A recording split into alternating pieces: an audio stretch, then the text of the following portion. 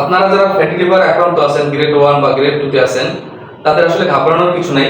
আপনি চাইলে ঔষধ ছাড়াও ফ্যাটি লিভার থেকে মুক্ত হতে পারেন শুধুমাত্র স্বাস্থ্যকর খাদ্য অভ্যাস এবং লাইফস্টাইলের পরিবর্তনের মাধ্যমে।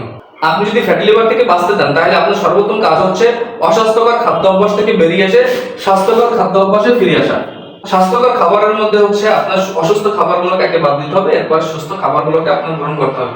এখন অসুস্থ খাবারগুলো কি?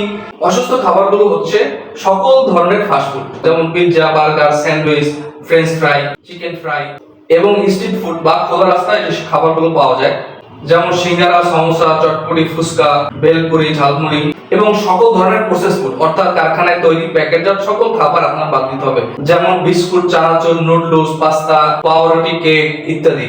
এবং বাজারে বিক্রিত সকল ধরনের মিষ্টান্ন খাবার, সকল ধরনের কোমল পানীয়, ডায়েট ড্রিঙ্কস, জুস, বেভারেজ, এগুলো খাদ্যাভ্যাস থেকে বাদ দিতে হবে। এই অসুস্থ সকল ধরনের খাবারগুলোকে আপনি বাদ দিয়ে সুস্থ স্বাস্থ্যকর খাদ্য গ্রহণ করবেন।